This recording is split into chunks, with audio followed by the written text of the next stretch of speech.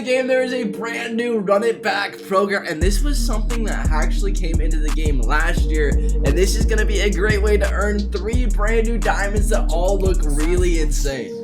If you guys want cheap stubs on the market, make sure you guys go to MLB.com, today's sponsor, and make sure you guys use code MAIT for 5% off your purchase. So there's a brand new thing called the Run It Back program. Basically, this is a program that has been coming the past couple of years, and there's a Run It Back showdown, there's a Run It Back conquest, there's brand new missions, and on top of that, you're going to be getting a lot of things along the way that are going to be making you some stubs. But the first things we're going to end up doing is we're going to be talking about all the players that you get. So not only do you get a 42 series card at the very beginning, which is going to be good for a good amount of stubs, but after that, you're going to end up going to the All-Star game, and if you end up pulling heat, you end up getting Vladdy. I believe he still sells for about 100k, maybe even more, maybe I'm wrong. Then you get a Run It Back, where you're going to choose one player. Now, Don Mattingly, Edwin, all these guys, Nolan Gorman, they all look pretty dang good. Nolan Gorman always has an amazing swing. So, honestly, don't sleep on this Nolan Gorman card.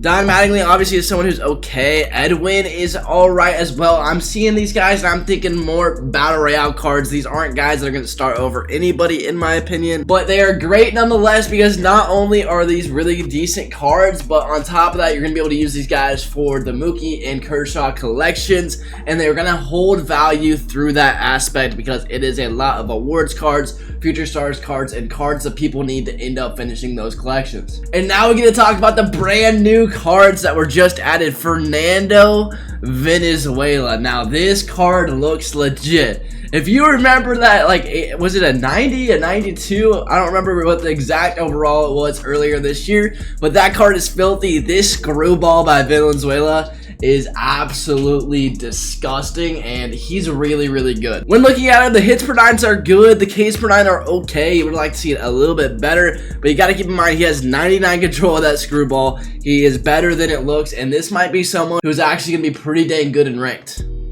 Next, we get a Matt Carpenter, which I think is just absolutely amazing. Now, I am going to try Matt Carpenter out at second base for the sole reason that he's always just so solid. He's such a good card, and I feel like he's really left out a lot, but he is always amazing. He just has one of the greatest swings of the game. That power is elite, especially versus righties. Lefties, he looks good above 100 contact, but decent vision. This card might be pretty dang good at second base. I'm telling you guys.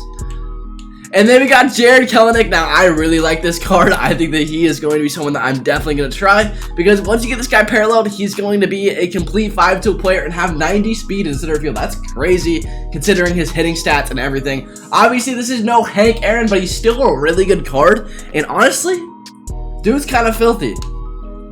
So now we're going to end up talking about how you guys are going to end up finishing this really fast. So the big way to do it in the Run It Back program, how to finish it ASAP, is going to be doing the showdown. For the program, whenever you guys are doing the conquest, the big thing is we're going to be facing 3 mini bosses and 1 big boss.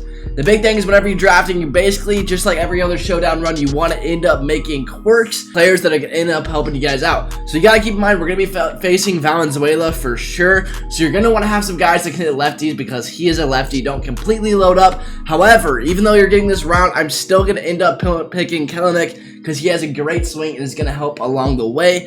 And then the next round, I'm going to go Matt Carpenter. I know I'm kind of going against what I said, but you got to still draft a lot of good guys this way. Eugenio or Edwin, I'm actually going to end up picking my boy Edwin, because I think he has a little bit of a better swing. And we're still going to be able to get Suarez, so that's going to end up being good. Again, I don't want to have too many lefty killers, so we're actually going to end up picking Patrick Wisdom here. And then whenever I'm picking perks, the one thing that I'm always going to make sure that I'm doing is picking perks that help my playstyle. The best perk in this game, in my opinion, first showdown, is Heart Attack. So this is a no-brainer for the gold round, because we're going to be losing the whole time. We're going to have a contact boost, and out of these last 4, I really don't like any of them except for Rattled. Maybe we'll end up getting bailed, but this is going to be the type of lineup that you guys are going to actually want to run for the showdown.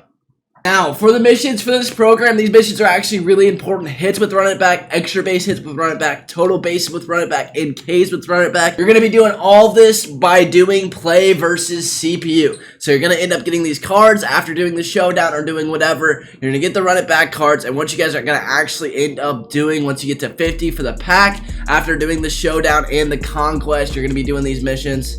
And what I recommend for these missions is you literally are going to end up getting a lineup full of running back players going to play versus CPU during the single player modes. Make sure that you're pressing this, and then you're going to play versus the Orioles on rookie. In my opinion, the Orioles are the worst team in this game, and they're really easy to hit. You're going to make sure you're the away team, and you're going to put your guys at the top of the lineup, and you're going to just rack up hits with them, and whenever you're needing to get those pitching repeatables, and if you're wanting to do that, honestly, since it's repeatable, it might be even a little bit easier. So you get a run it back pitcher, and you can actually just repeat it over and over and over again. 5 strikeouts, that's really, really easy. That's like 2 innings of work, and it's going to end up going really quickly to where I think that you can get this done in about an hour.